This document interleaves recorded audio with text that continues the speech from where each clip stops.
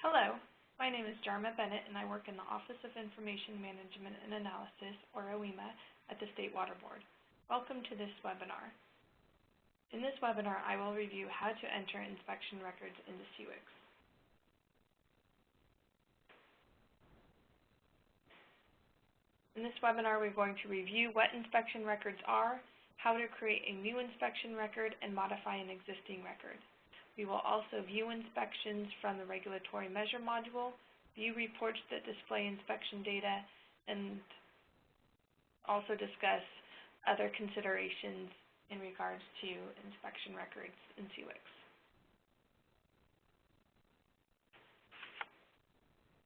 An inspection record in SWRCB represents a site visit during which compliance with a specific order, or more generally with the water code, is being assessed.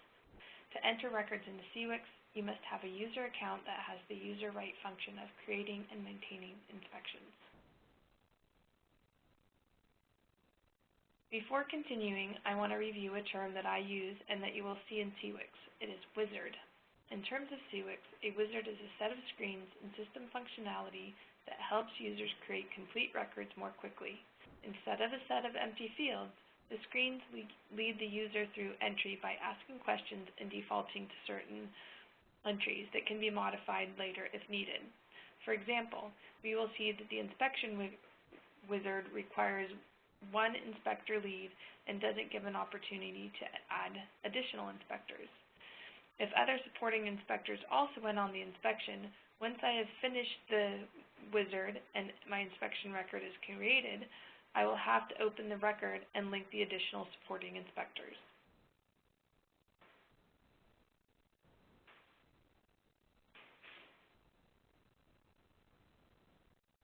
So now we're going to move on to entering a record into SWRCB, and so we'll start with our scenario of recording a new unplanned inspection, and the inspection is checking compliance with a specific order, R7-2014-0001.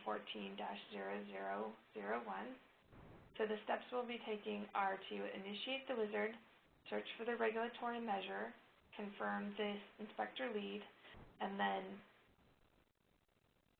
make additional selections using the prompts given by the wizard.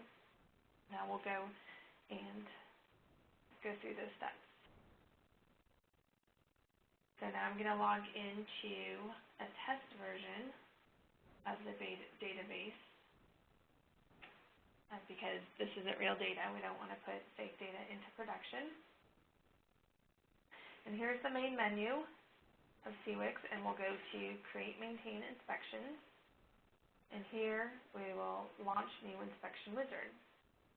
We are taken to the regulatory measure search. And we will put in our order number under identifiers. And it was R7-2014-0001.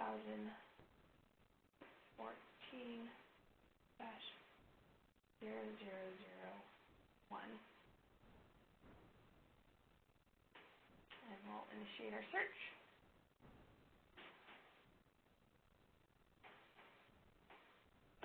And this order is returned, and so we select the action on the right-hand side.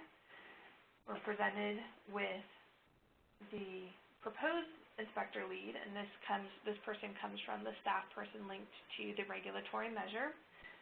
If this wasn't the inspector, we can click the search button and then search for the person that led the inspection.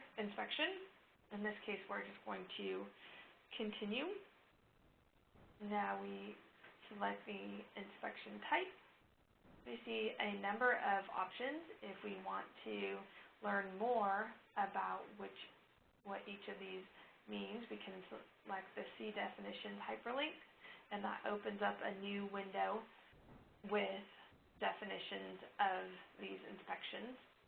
These can also be found in the business rules, but it's a little more handy to have them right here in the wizard.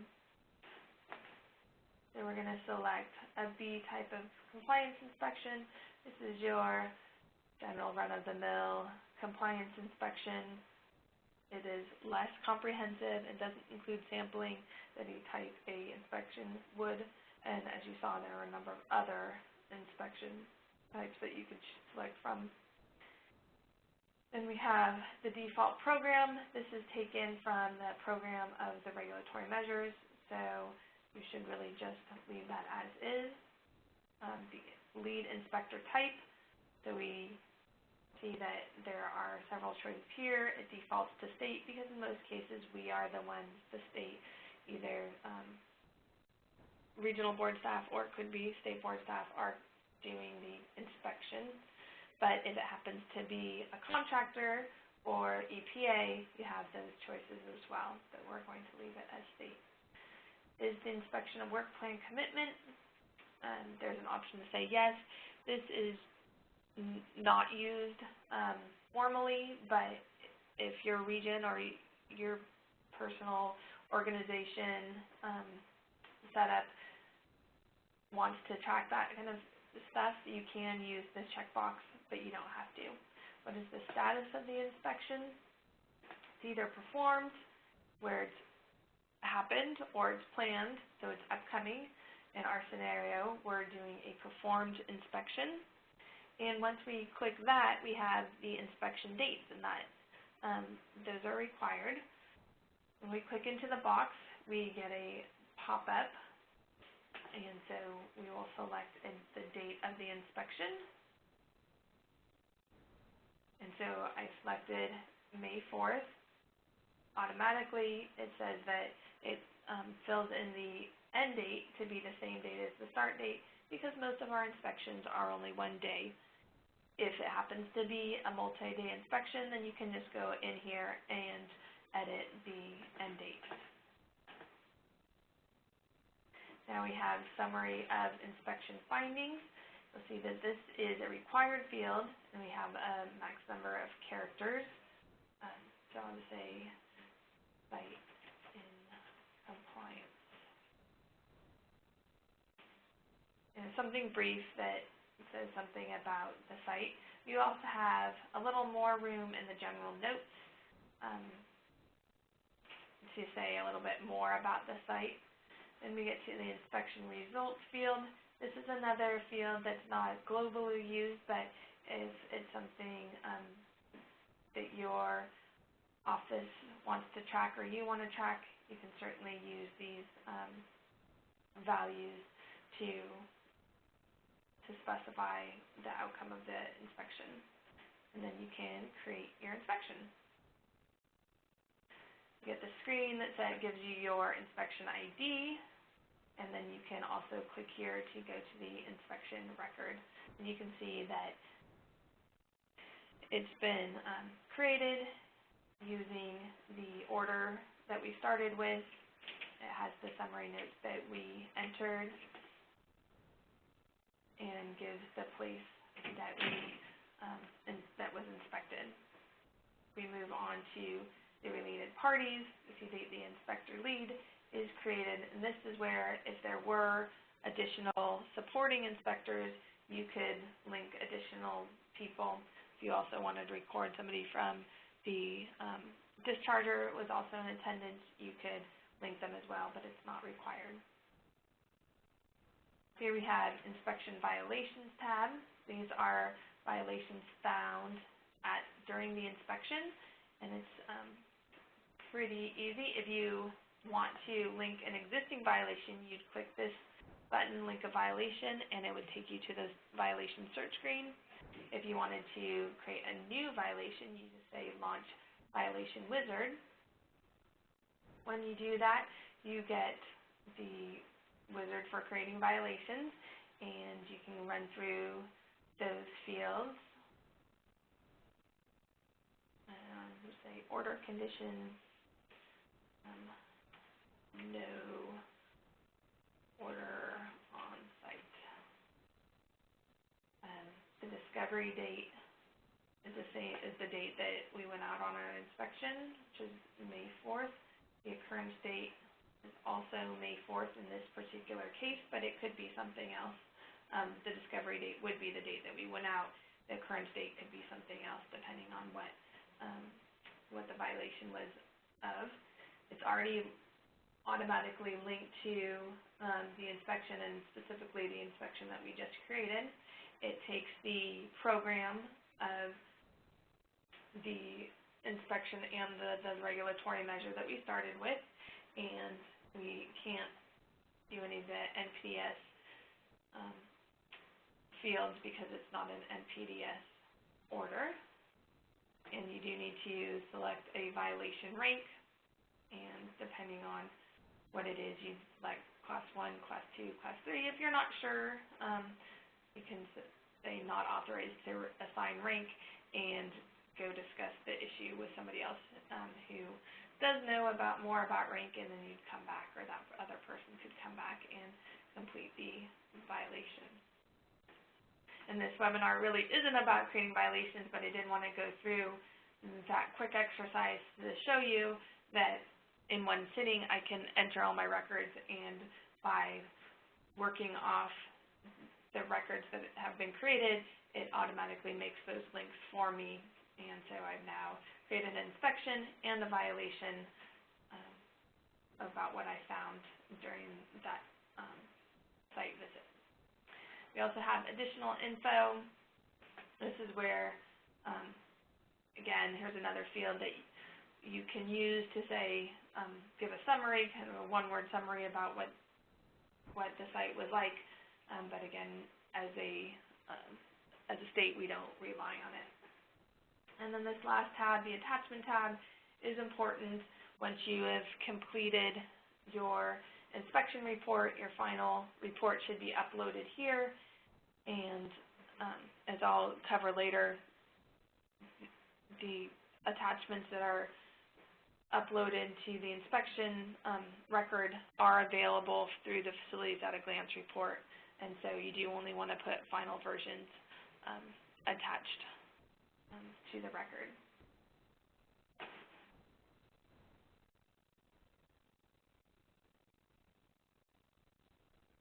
So that was creating an inspection record after the inspection has been completed.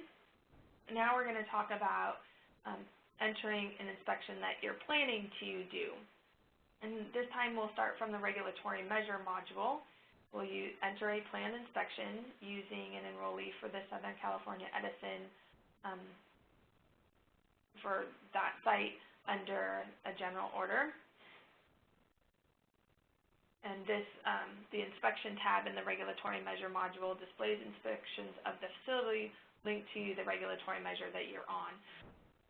So it's not going to show you all inspections of that facility for all time, because if there were previous orders, those inspections that were checking compliance with previous orders would be seen in the regulatory measure records of those previous orders. It'll only show you the inspections that were checking compliance with the regulatory measure that you're in. And so now we're going to do a demonstration of that.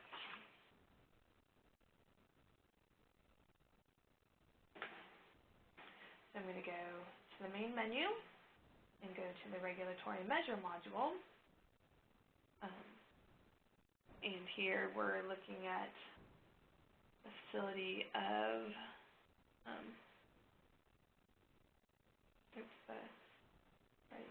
related party name of Southern Cal Edison.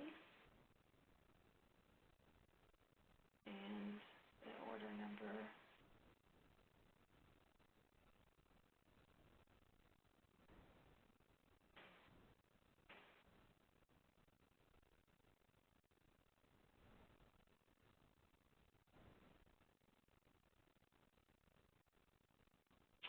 and we get back a number of them under the utility of all order.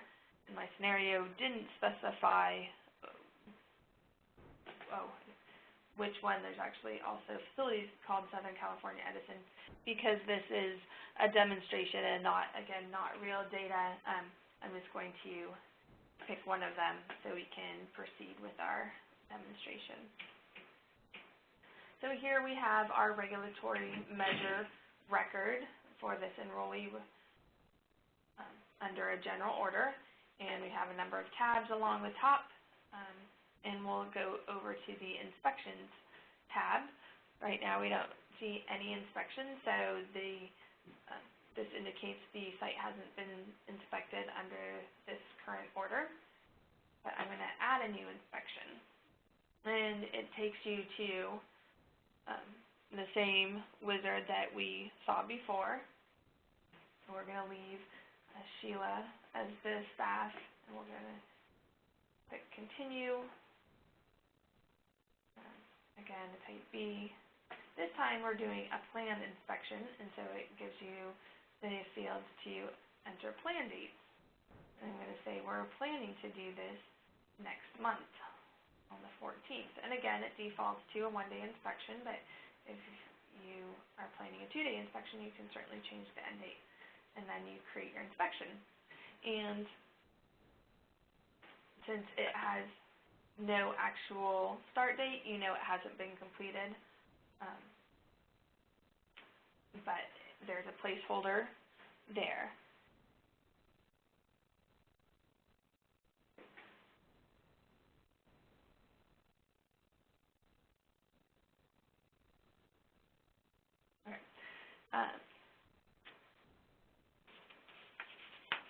So now our next step is to say, well, we just created that planned inspection, and that record is in SWRCB, and now we say we've gone and completed that inspection.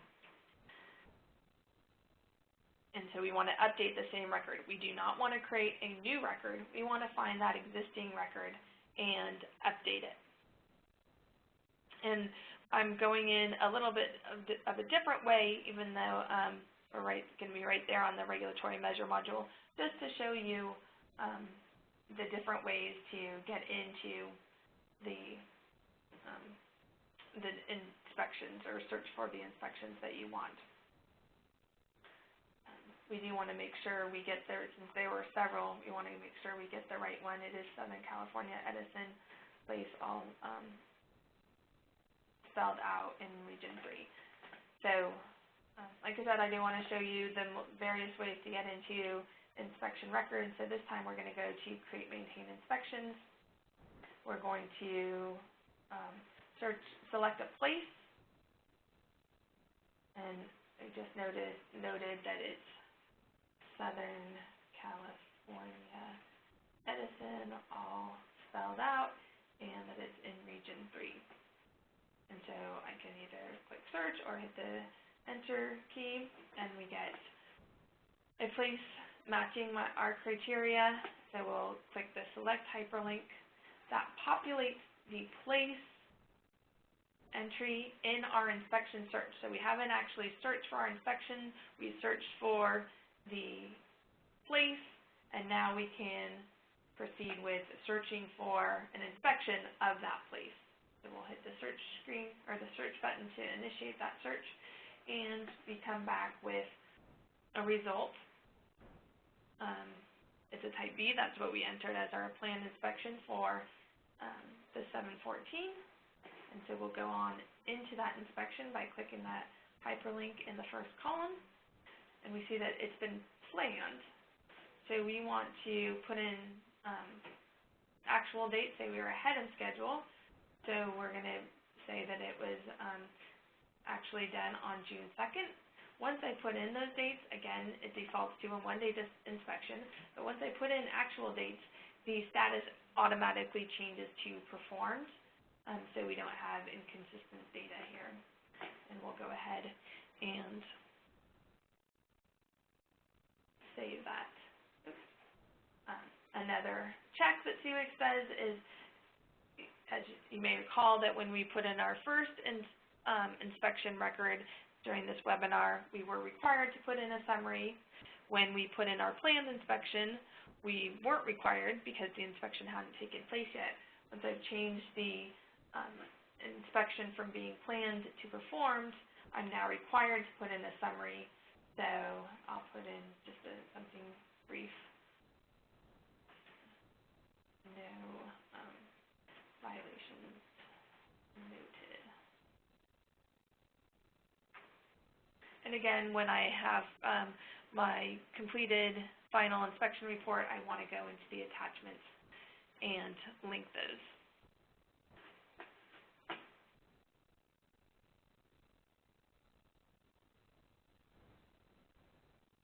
So we want to cover a little bit about reports that are available to review. We have a couple of canned reports that you can see inspection information in, and I recommend the summary and detailed inspection reports,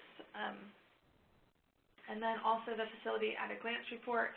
That facility at a glance report allows access to the inspection attachments.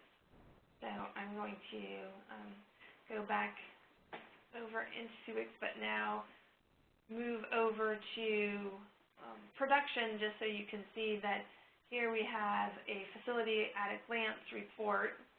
If I scroll down to see the inspections that are associated with this facility, I see in the last column here, and it's the attachment column, it allows you to download, and you can then access, and anybody who looks can see the facility at a glance report can access the inspection report that was attached to the record.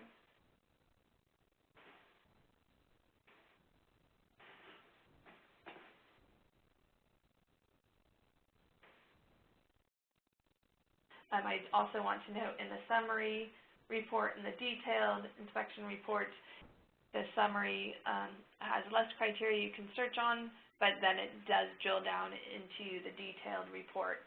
If you just want to look specifically for a specific time frame and program, you'd want to just start with the detailed inspection report. And we do have fact sheets for those reports. Going back to our test environment, if we click menu and then the run report, you'll see under inspections we have the inspection detailed report, inspection prioritization tool, and inspection summary report. The first one and the last one, again, are related. You can search at a kind of higher level for the summary report that drills down in the detailed report. And the prioritization tool is a tool for staff to use before they go out on inspections to try to help narrow in what inspections are going to do, and we have a separate webinar on that tool.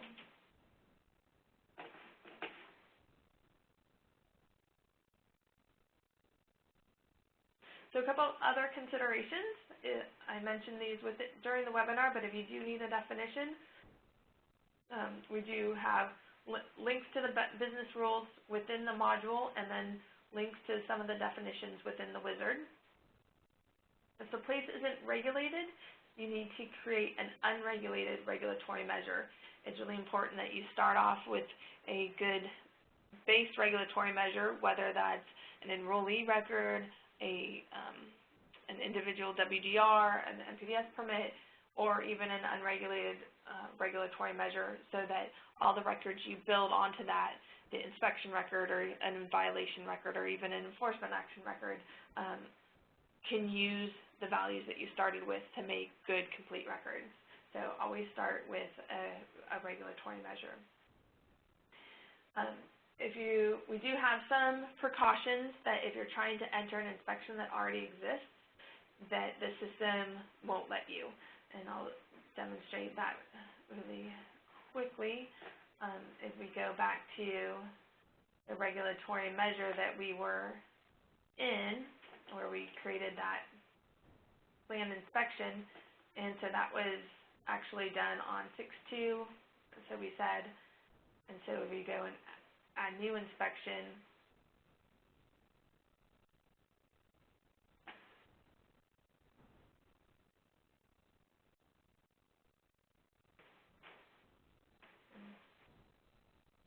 try to create that inspection, you're going to get this pop-up that says that a specific inspection ID, and it gives you that ID, already exists in SWRCB for the same regulatory measure, facility, program, and actual date. Creating duplicate inspection records is not allowed. And so from here, you can try to research what this inspection record was about, so you can copy down that number and go look in the SWRCB, or say, oh, somebody else must have already entered it, or I forgot I already entered it, and you can just go back to the wizard or use your navigation to just get out of it. As long as you don't say create inspection, you haven't actually done anything in SWRCB, you haven't saved any records. So that's a neat feature to try to maintain data quality. And then the inspection form. The inspection form is a tool for inspection preparation. It can also be a tool that used for writing an inspection report. And we'll go and see that really here in one of the examples that we put in. So I went to one of the inspection records that we entered. This one is for the enrollee record. And if I click this link here, inspection form, it opens a PDF summarizing the facility and so it has a regulatory measure ID, the order number that is under the WD ID, and the region, the dates that it was, the scheduled dates that if we planned it. If the inspection wasn't planned, this would just be blank, but it also has the actual date. The discharger information, including the address. If it had a discharger contact, that information would be here. The facility information, and then the rest of the information about the inspection. If we had added violations, those would be listed here. The summary is given here, and the general notes are given here. And then the idea is you can start it here, and if you have more to say, you can add on to it in Word, or if you have a version of Adobe that might let you add on to it, you can do it like that as well. So once the inspection has been completed, you have this that records it. If it's a planned inspection, you can use this and bring it out with you to say, if you had a discharger contact here, you could ask the person you're meeting with at the site, is this still the contact, and is this still the phone? So you can do a little bit of updating and write on the form. That's another reason for having these tables pre-existing, is that when you're out in the field, you can record some of this stuff and use it as your data entry sheet when you go back to the office and enter in your values. So again, the inspection form is a tool for both before you put it into SWRCB and after you put the record into SWRCB.